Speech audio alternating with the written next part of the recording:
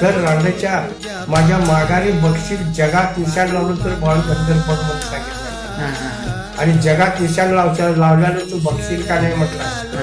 म्हणून आम्हाला काय वाटतं इतकी जी ठेवलाय आमच्या पाठीमागची बी गेली, आमच्या हुजर असणारी वारगीची बी गेली आणि एवढं बघण्याकरता मला मागं ठेवलाय का काय की असं आमचा बापरे बापरे. तुम्ही जावा, मी एका महाराजच्या अंकित आहे. मी अजून त्याची वाट बघालो. चटलं जेवून जेवल्याशिवाय मी घेत जेवण. बापरे. त्या जेव सांगणाऱ्याच्या आईला लावतो गाढवा आणि ऐकणाऱ्याच्या आईला लावतो असं सांग म्हणायची नाही. तर किती गाड्या घेऊन पाठ लागलं तर मला काय लागलं आणि ह्यासने काय लागलंय. त्या जेव सांगतोय बाळू धनगर तुमच्यासारखाच माणूस आहे. त्या जेव सांगणाऱ्याच्या आईला लावतो गाढवा आणि ऐकणाऱ्याच्या आईला लावतो गाढवा असं सांग म्हणायचं किंवा त्याच्या तर मग असं हे प्रत्यक्ष सगळं ऐकूनच हे का आपलं अगचं म्हणून ह्यात काही नाही. बरोबर आहे. किती वेळ झाला दिवस काढला मामा बरोबर भांडत. जगात एक नंबरच्या आईला मामा बरोबर वाद घालणारा माणूस म्हणजे लोक जाऊच्या तो हा यो महार बघा मामा संग वाद घालणारा असं लोक सगळं परिचय करल्या. ते सांगणं बघा काय करायचं. तर तुम्ही मामांच्या बरोबर एवढे दिवस राहिलाय तर इतका चांगला तुमचा सहवास त्यांचा तुम्हाला लाभलाय तर त्यांच्याविषयीचा एखादा चांगला अनुभव तुम्ही सांगा. मी सुरजिग्याच्या इथं खोपीपाशी होतो आणि शिरीतनं बकरी चालली होती डोंगराकडनं चोरून येऊन आणि मामाची माझी गाठाभेट झाली. गाठाभेट झाल्यावर इथनं तिथं जाणार तो उद्या येणार का नाही प्रसाद देतो असं मामा म्हणत होते. पण मामा म्हणत असताना येतो की म्हटलं मी नक्की येतो आणि जरा जाणार पुढे मग नक्की येतोच काय नाही येतो म्हटलं. असं 2-4दा विचारल्यावर मला शंका आली की माझं तिकीट फाडायचं आहे का काय ते म्हणून मामा एवढं बोलवून द्यायला लागलाय काय प्रसाद द्यायला लागलाय असं मला वाटलं. मग आणि मी खात्री करलेलं माझ्या म्हणजे लोकांनी सांगितलेलं कितीतरी लोक गेलेले आणि कितीतरी लोक फायदा काढलेले का देवान प्रसाद दिले म्हणतात माझं भाग उघडलं अशा पद्धती. मग मी सकाळचं येतो म्हटलं. मग सकाळला मला जाऊ का नको म्हणत काय होईल ते होईल म्हटलं. मी गेलो प्रसाद घ्यायला. मग अजून काय रांडेच्या काय 12-12:30 वाजले. लोक तोवर का चटपटा लागली माझे तापत राय मामा आणि जेव्हा उठा आणि जाता आम्ही तुम्ही जावा, मी एका महाराजच्या अंकित आहे आणि त्या अंकितनं सुटका करून घेण्याबद्दल आणि मी अजून त्याची वाट बघालो. चटलं तू जेवून जेवल्याशिवाय मी घेत जेवण असं सांगितलेलं आहे आणि हे जगालाच माहिती आहे. मग दोघांचा आडवा इस्तू जायच नाही. मग बाकीचे लोकांचा आडवा इस्तू जायचे आणि तू हीच तर का मामा देव कसा राहिलाय काय कळलं मला असं. आणि त्याचं येणाऱ्याचं म्हणणं काय झालंय मी जाणाऱ्याचं म्हणणं आता माझं तिकीट फाडणार आहे काय राहावं तर एक 25 जावावं तर एक 25 म्हणजे जावावं आणि प्रसाद घ्यावं ह्याच्यावर संपलं म्हटलं तर संपलं आणि जाऊ नये त्या प्रसादला याने भिकच मागणार रांड्याचं म्हटलं तरी भिकच मागणार नाही. कुठलं पाळायचं आणि कुठलं सांगायचं हे तुम्ही माणसाने ठरवायचं. बरोबर आहे. मग मला वाढलं दूध वाढलं सगळं झालं. आता तू जेव म्हणालं लोकांचे पक्की बसलं अशापैकी सगळं होईत गेलेलं आहे.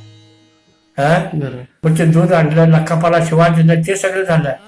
मग आता तिथनं कसं काय करायचं आणि आयुष्यात तू येऊन जाऊन प्रसाद खायला जागा राखलायस एनी टाइम येऊन पण तो प्रसाद खाऊन जायचं म्हणून एवढं सांगितलं नाही.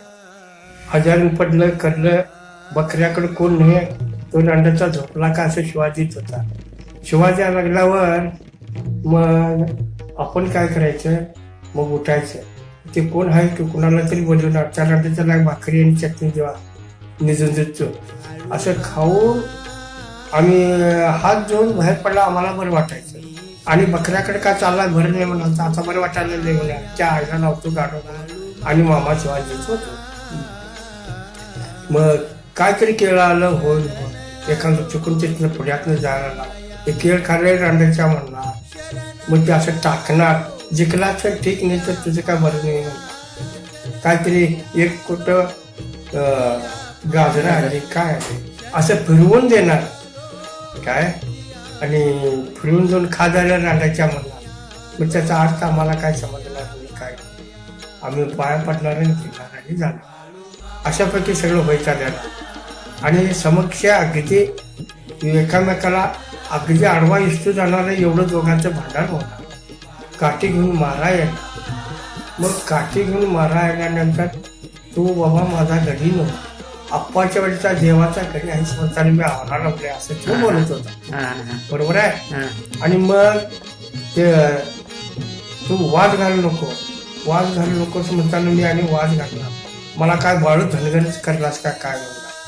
मग ते बाळू धनगरच करलास का काय म्हणून उलट आणि विचारणार तर रांडाच्या माझ्या माघारी बक्षीस जगात निशाण लावलं तर बाळू धनगर बघ म्हणून सांगितलं.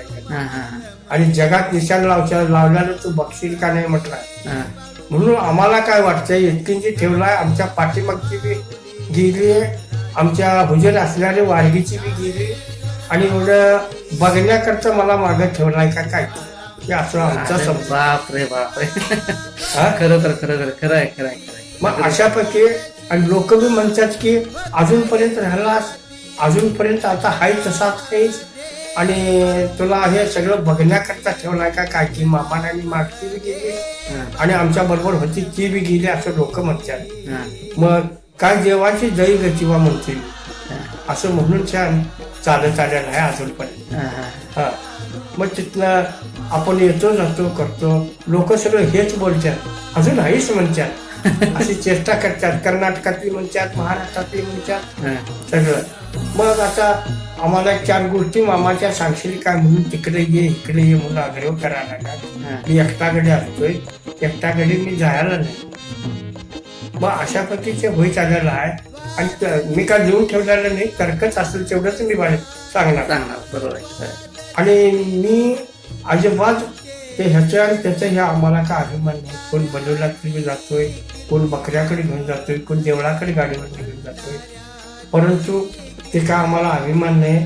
पण देवळातली लोक बारीला उभार म्हणतात, बारीला काय मी उभारत नाही काय नाही. तिथं जाऊन तुला परमिशन आहे पाया पडला.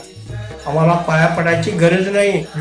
आम्हाला त्या लोकांची मी सांगतो की त्या रस्त्यावर उभारून पाया पडला तरी आम्हाला शांत आहे. मी आजमाला येते म्हणजे काय बाळू मामाबद्दल येते, आम्हाला तिथे येऊन काही उपयोग नाही. रांडाच्या इथं आलास काय म्हणल, बकऱ्यात गेलं तर आमचा उपयोग आहे. 4 बकरी सकललं तर पदरात पडते. आजमा पदरात जाऊन ते पदरात पडत नाही. परंतु जनता सगळी इत्या ओळखीची इत्या लांब लांबाले, आणि ती भेटली की मला बी समाधान वाटते, त्यांनी त्यात समाधान वाटते, म्हणून मी तिथं आजमा पडला जाते.